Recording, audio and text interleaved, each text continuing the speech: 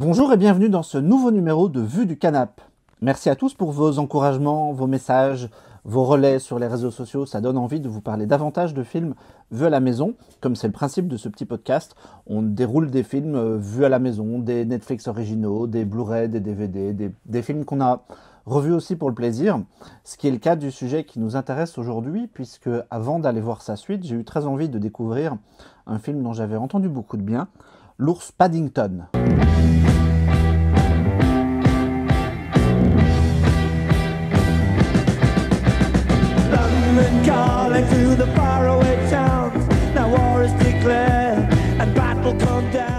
Je sais que Jean-Victor avait déjà évoqué le film dans une chronique papier au moment de la sortie, mais comme je l'ai découvert et que j'ai vraiment apprécié, je me suis dit que c'était l'occasion d'un petit podcast audio rapide. Alors Paddington, à l'origine, c'est un personnage de la littérature enfantine anglaise qui a été créé en 1958 par un monsieur qui s'appelle Michael Bond et qui a écrit plein de petites histoires rassemblées dans une quinzaine de bouquins, le tout illustré, où on raconte comment Paddington est un ours arrivé du Pérou, à la gare de Paddington, du coup, à Londres, dont il récupère le nom. Il est recueilli par une famille bienveillante et bien anglaise, et il va tenter de devoir trouver sa place dans la société à travers tout un tas de petites scénettes. Ça, c'est pour le bouquin.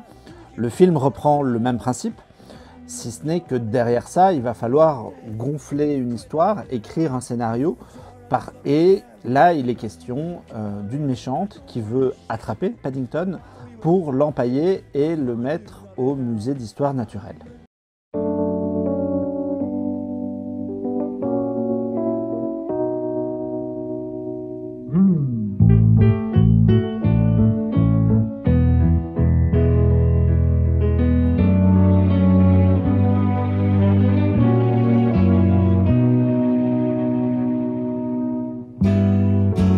Walking down the sidewalk on a purple afternoon, I was accosted by a barker playing a simple tune upon his flute.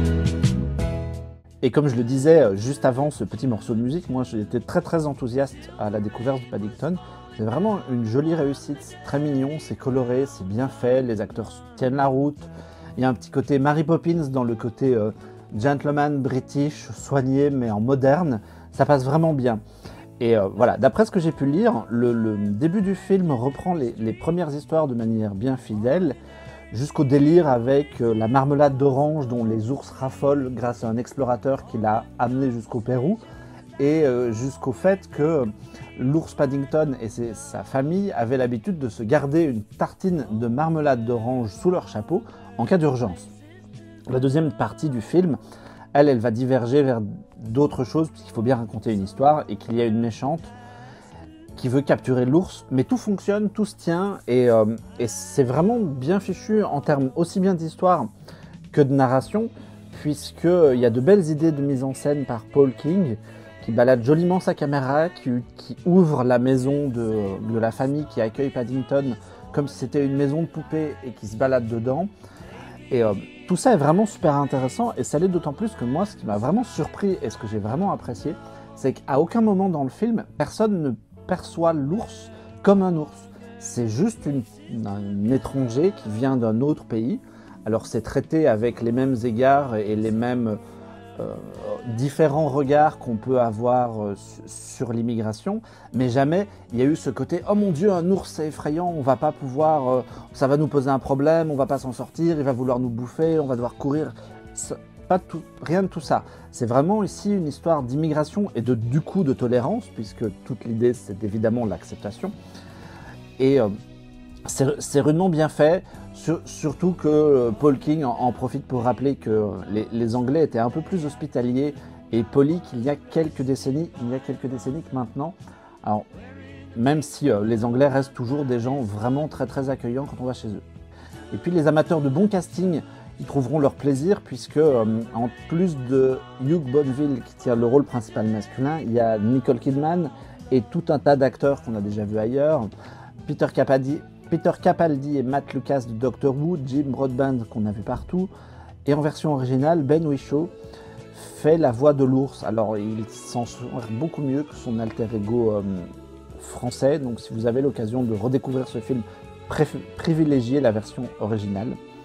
Et voilà, et tout ce petit monde va rempiler pour un second volet avec Brendan Gleeson, une suite qui sortira en salle le 6 décembre prochain.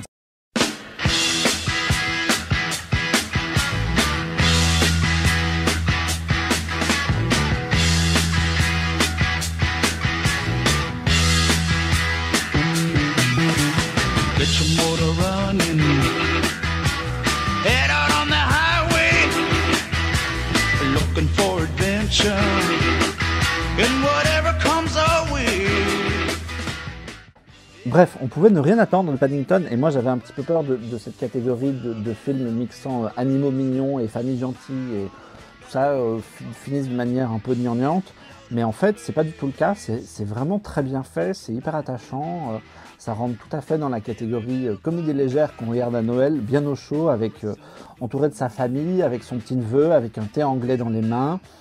Et c'est vraiment un super moment. Donc si vous avez des hésitations, n'en ayez pas, n'hésitez pas. Rattrapez le premier Paddington en Blu-ray et allez voir sa suite dès que possible dans les salles de cinéma.